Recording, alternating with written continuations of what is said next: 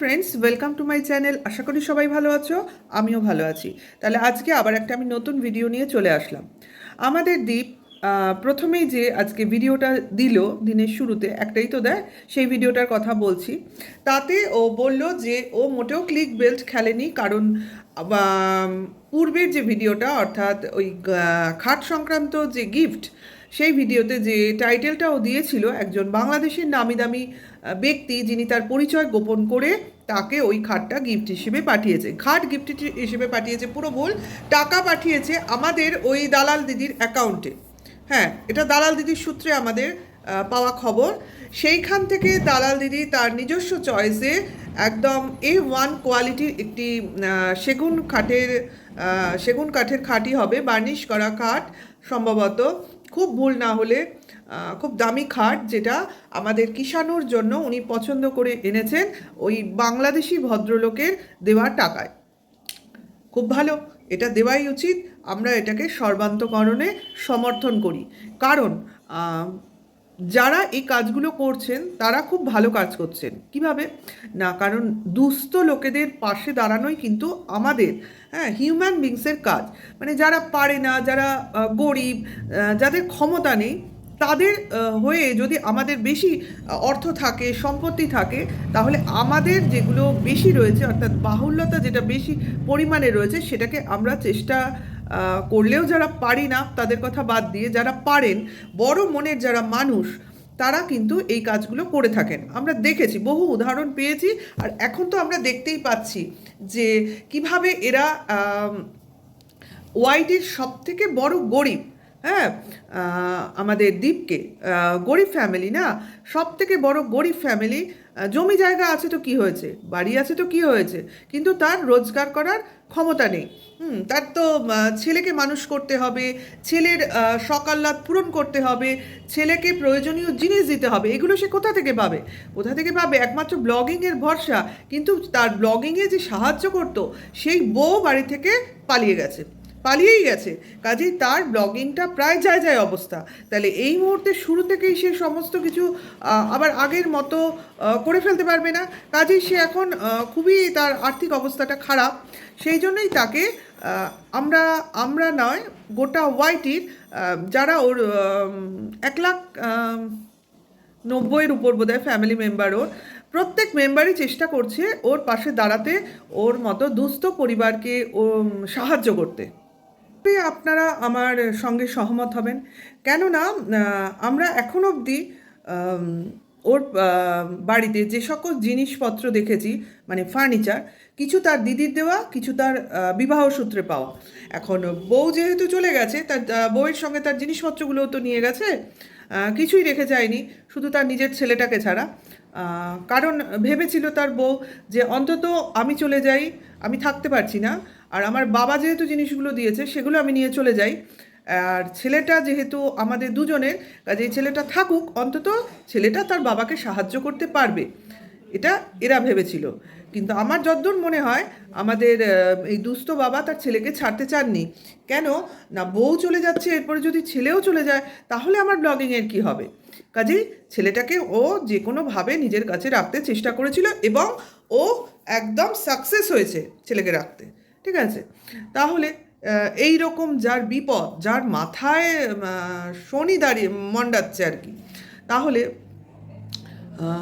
গোটা ওয়াইটি মিনস এর ভিউয়ার্সদের এবং কিছু কন্ট্রোভার্সি ক্রিয়েটারদের এর পাশে তো দাঁড়াতেই হবে না। কারণ যে বাবার ক্ষমতা নেই, সেই বাবাকে সবার হেল্প করাই উচিত অ্যাকচুয়ালি। যেদিনকে আমাদের টিনা তার সমস্ত ফার্নিচার খাট সহ নিয়ে গেল, সেদিনকে আমরা রাত্রে দেখেছিলাম এরা যে ঘরে টিনার যে ঘর ছিল বিয়ের পরের, সেই ঘরে যে ঘরে খাট ছিল, সেই ঘরটা ফাঁকা হয়ে যাওয়ার পর সেই ঘরটাই পরিষ্কার করে এরা তোষক বিছিয়ে ওইখানেই বাচ্চাটাকে নিয়ে রাত কাটিয়েছিল। ওটা কিন্তু শীতকাল ছিল, আমি যদি খুব ভুল না হই, গরমকাল ছিল না। আমি ভুল নই, তবু আমি বললাম। আচ্ছা, কিন্তু আমরা জানি যে এদের আরেকটি ঘরও আছে যেখানে দুইটা খাট রয়েছে, একটা কিনা এর দিদির দেওয়া, আরেকটা চৌকি মতো রয়েছে এদের নিজেদের। হ্যাঁ, কিন্তু তারা কখনোই ভাবলেন না যে যে খাটটা রয়েছে, অন্তত চৌকিটার কথা ছেড়ে দিলাম, সেই চৌকিতে পরিষ্কার করে, জানি অগোছালো ছিল সে কথাই লোকে বলবে, পরিষ্কার করে সেখানে ওই বাচ্চাটাকে নিয়ে আমরা এই শীতে মেঝেতে না শুয়ে ওই খাটে শুই। সেটা কিন্তু তারা কখনোই ভাবেননি বা আমাদের দেখাননি। তারা ওই মেঝেতেই শুয়েছেন। কেন?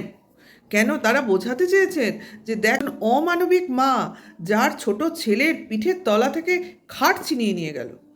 কাজেই তোমরা দেখো এ কতটা নির্দয়, এবার তোমরা একে আরও বেশি করে বলো এবং আমাদের পাশে এসে দাঁড়াও এবং আমাদের পরিস্থিতিটা তোমরা বিবেচনা করো। ঠিক আছে? আর সবথেকে বড় বিবেচনার জিনিস হলো, আমি একটা মোটেও কাঠের খাট কিনতে পারবো না, এটা একদম পরিষ্কার কথা। অত পয়সা আমার নেই, অত পয়সা আমি খরচ করতে পারবো না। খুব বেশি কিনলেও হয়তো আমি একটা স্টিলের খাটই কিনতাম। কাজেই সেইখানে যদি আমি, তাও অনেক পরে, এখনও ঘরদোর তৈরি হয়নি, রং হয়নি, সাজানো হয়নি, হ্যাঁ, সব থেকে বড়ো কথা, আরও অনেক কিছু করা বাকি আছে, সেগুলো না করে কি করে ফট করে খাট কিনে ফেলবো। কাজে আপাতত ছেলের কষ্ট হলেও সে একদিন মেঝেতে শুক কি দুদিন মেঝেতে শুক, তারপর তো বাইরে থেকে চৌকি এনে শোয়ালাম, কিন্তু আমি খাটে কিন্তু শোয়ালাম না। আমার নিজের দিদির যে খাটটা রয়েছে, আমরা দেখেছি সেটাকে খুব ভালো কন্ডিশনেই রয়েছে, সেটাতে আমাদের দীপ মাঝে মাঝে শুয়েছে, তবু তার নিজের ছেলেকে শোয়ায়নি। ওকে, যাই হোক, যে গরিব, যে দুস্থ, তার মাথা সবসময় ঠিক থাকে না, সেই জন্য সে অনেক কাজ ভুলভাল করে ফেলে বা বলে ফেলে, সেগুলো আমরা মার্জনা করে নিই, ওইটা কোনো বলার মধ্যে পড়ে না। কিন্তু সে মোটেও ক্লিক বেল্ট খেলেনি, সে যা বলেছে একদম সত্যি কথা বলেছে। কোনো বাংলাদেশের নামি দামি লোকই তাকে এই গিফটটা দিয়েছে এবং তিনি খুব মহানুভব, যিনি গরিব লোকেদের পাশে দাঁড়ান।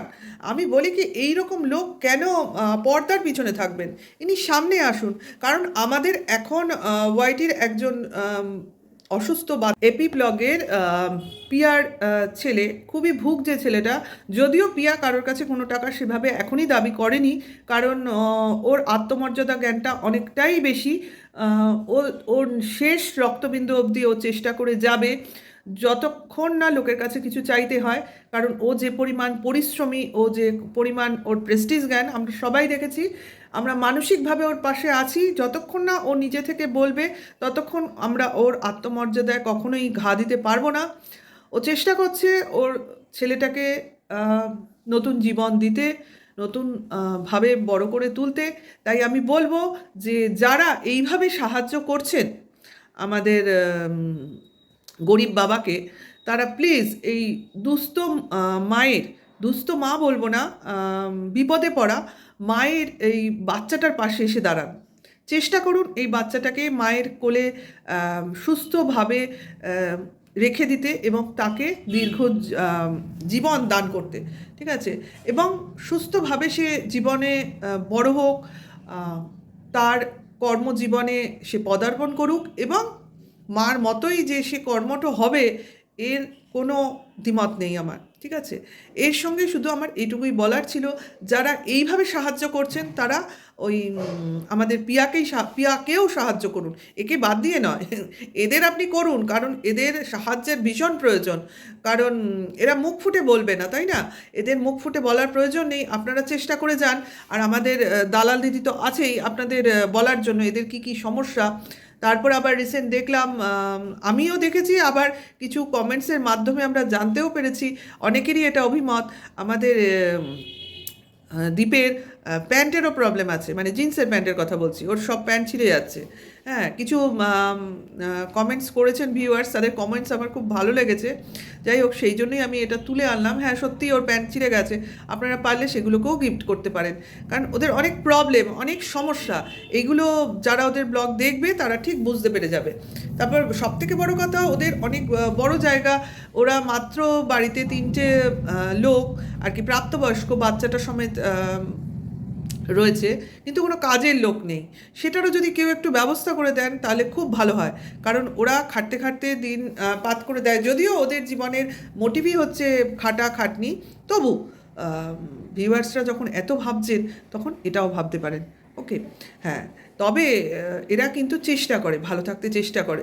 সকালের ব্রেকফাস্টে কচুরি, চানা যেটা কিনা রাতের খাবার, ওরা পুরোটা খায়নি, ওটা আবার সকালে বাঁচিয়ে রেখেছিল, মানে বেশি হয়েছিল, বাঁচিয়ে রেখেছিল মানে রাতে কম খেয়েছে এটা ভাববেন না, ওটা পরের দিনের জন্যও রেখে দিয়েছিল। দেখুন এরা কিন্তু অপচয় করে না, রাতে যেটা খায় সেটাই চেষ্টা করে পরের দিন খেয়ে নিতে, সে মাছই হোক, তরকারি হোক, লুচি হোক, চানাই হোক, যাই হোক খায়, অসুবিধা নেই, কোনো জিনিসটা ওরা অপচয় করে না। এবং মিষ্টি ওরা তো খেতেই ভালোবাসে না, কিন্তু তবু বাড়িতে মিষ্টি আনে লোকজন আসার জন্য, লোকজন এসেছিল, গেস্ট, ও হ্যাঁ, ওদের বাড়িতে তো গেস্ট এসেছিল, যেটা কিনা আমাদের দেখায়নি, কারণ সেই গেস্ট বোধহয় কাছাকাছি কোনো আশপাশে কোনো থানার পুলিশ অফিসার হবেন, কারণ ও বলল। দেখুন ও দেখাতে ওর বারণ আছে, কারণ সে যে গেস্ট এসেছিলো সে হয়তো বারণ করেছে, দেখানো যাবে না, কিন্তু বলতে বারণ করেনি, যে ওকে বলতে বলেছে, বলে তুমি বলবে যে আমরা তোমার বাড়িতে এসেছিলাম, পুলিশ অফিসার, এই কথাটা বললে কিছু লোক একটু সাবধান হলেও হয়ে যেতে পারে। বলতে বারণ ছিল না, শুধু দেখাতে বারণ ছিল, ঠিক আছে। সেই পুলিশ অফিসার এসেছিলো, তাদের জন্য মিষ্টি টিষ্টি এনেছিল। মানে অ্যাকচুয়ালি দীপ আমাদের বোঝাতে চাইছে তোমরা আমাদের কোনো ফালতু লোক ভেবো না, আমাদের বাড়ি সে পুলিশ টুলিশও আসে, হ্যাঁ সে তো আমরা জানি, কারণ তোমার বিয়েই হয়েছিল একজন পুলিশ, মানে আইনের জায়গায় কর্মরত একজন ব্যক্তির মেয়ের সাথে, তোমার বাড়িতে যে পুলিশ টুলিশ আসবে সে তো আমরা জানি। তারপর মাল রিকভারের দিন তোমার বাড়িতে পুলিশরা এসেছিলো, তাদের তোমরা আতিথেয়তা করেছিলে কিনা আমরা দেখিনি, যাই হোক। আর তোমার কি বলে, তোমরা তো এমনিও কোর্টে গেছিলে, সেখানেও তোমাদের অনেক আতিথেয়তা করেছিল পুলিশ, তার মানে তোমাদের চারপাশে পুলিশ আইনের লোকজন আছে, উকিল আছে, তারপর বিভিন্ন দাদা দিদি আছে, এগুলো তো আমরা জানি, এগুলো তুমি দেখাতে কোনো সময় কার্পণ্য করনি, শুধু এইখানে একটু আটকে যাচ্ছ। যেমন গতকাল বললে তোমার লোকজন এসেছিল, পুলিশের লোকজন, সে তুমি দেখালে না গেস্ট, আর যে কিনা এত বড় গিফট দিল তাদেরও দেখালে না। আবার মায়াপুর না, তারাপীঠে ঘুরতে গেলে সেখানেও কারা গেছিলো তাদের তুমি দেখালে না। এখন চলছে এই জিনিসগুলো চলছে, কারণ মনে হয় তোমার ভিউয়ার্সরা ঠিক তোমার ব্লগে মুখ দেখাতে চাইছে না, কিছু ভয় পাচ্ছে মনে হয়, কন্ট্রোভার্সির ভয় পাচ্ছে কি, হ্যাঁ, কারণ কন্ট্রোভার্সির ভয় তারা পেতে পারে, কারণ কিন্তু ওরা তো এটুকু জানা উচিত ওদের যে কন্ট্রোভার্সি তুমি চাও, কারণ তার জন্যই তোমার কিছু কথা বলার থাকে, কিছু ঠোকার থাকে। ওই যে ক্লিক বেল্ট কথাটা তুমি ঠুকে গেলে, সেটা তো আমরা বুঝতে পেরেছি তুমি কাকে ঠুকলে। যেমন কিনা আমাদের টিনা ওই গাড়ির ছবি দেখিয়ে একটা কি বলে কমিউনিটি পোস্ট দিয়েছিল, ওইটা সবাই বলেছিল না ক্লিক বেল্ট খেলেছে, সেই রকমই তুমি ওটা ঠুকে দিলে, কারণ ঠোকাটা তুমি কোনোদিনই ছাড়ছো না, কারণ ওটা তোমার স্বভাবজাত, ওকে। আর আমরাও বুঝে যাই তুমি কোথায় কি বলতে চাইছো। কাজে এইভাবে ঠোকাঠুকি করে কতদিন, ডিভোর্স হতে আর কয়েকদিন হয়তো বাকি, আমি জানি না, নিশ্চয়ই প্রসেসিং চলছে। তুমি যেহেতু শুনছি তোমার বউয়ের সঙ্গে থাকবেই না, কাজে ডিভোর্স তো হবেই, তাই না। আর তোমার যা জেস্চার আর যে দিদির তুমি পাল্লায় পড়েছো, সেখানে মনে হয় না তুমি সুস্থভাবে সংসার করতেও পারবে, ওকে। একজন তোমার কমেন্টস বক্সে একজনকে বলতে শুনলাম যে ভাই তুমি তোমার মাকে যেভাবে খাইয়ে দাও খাবার ফল, সেরকম তোমার বাবার প্রতিও তো একটু যত্নার্থী দেখাতে পারো, কারণ তুমি তো শুধু একা তোমার মার থেকে আসোনি, তোমার বাবাও তোমার সমান ভালোবাসার লোক, কাজেই মা বাবা দুজনের প্রতি কর্তব্যটা পালন করো। শুধু মাকে তেল দিয়ে যাচ্ছ বা মাকে ভালোবাসছো, মার প্রতি একটা মনোযোগ দেখাচ্ছ, এতে কী লাভ হচ্ছে? বাবাকে আজকে দেখলাম খেতে ডাকছো, খাওয়া হয়েছে কি না জিজ্ঞাসা করছো অনেক দিন পর, বলবে সবসময় কি দেখানোর প্রয়োজন আছে? এটাই হলো সত্যি কথা, সবসময় সব জিনিস দেখাতে নেই। কাজে তুমি যে মাকে খাওয়াচ্ছ, মার প্রতি ভালোবাসা, এটাও সবসময় দেখাবার প্রয়োজন নেই। এই ভালোবাসাটুকু যদি, মা তো তোমাদের মা বাবা এমনই একজন লোক যে ছেলে মেয়েদের কোনো পরিস্থিতিতেই কোনো সময় ছেড়ে দেয় না বা ছেড়ে যায় না। হ্যাঁ, তোমার মার অনেক গুণ আছে আমরা জানি, তার ভালোর জন্য নিজের মেয়েকে ছেড়ে দিয়েছে, কিন্তু ছেলেকে ছেড়ে দিতে পারছে না। কেন পারছে না সেটা উনি একান্তভাবে জানেন, যেহেতু তোমার মাই এটা পেরেছেন সেই জন্য এটা বলতে পারলাম। আর এই ভালোবাসাটুকু যদি নিজের বউয়ের প্রতি দেখাতে, আজকে তোমার বাচ্চাটা তার মার সঙ্গে থাকতে পারতো, ঠিক আছে। দেখো আমি আবার ভুল করে ফেললাম, তোমার বাচ্চা বলে ফেললাম, তোমাদের ছেলে, একা তোমার ছেলে তো কখনোই নয়, যতই দাবি করো, ওটা সম্ভব নয়। আইন বলে না, আমি নই, কোনো আইন বলে না যে ছেলে বা মেয়ে একা বাবার। ওকে ভিউয়ার্সরা, আজ এইটুকুই, এখন এইটুকুই। আবার আসবো অন্য সময় আরেকটা নতুন কোনো ভিডিওর সাথে। সবাই ভালো থাকবেন, সুস্থ থাকবেন। টাটা।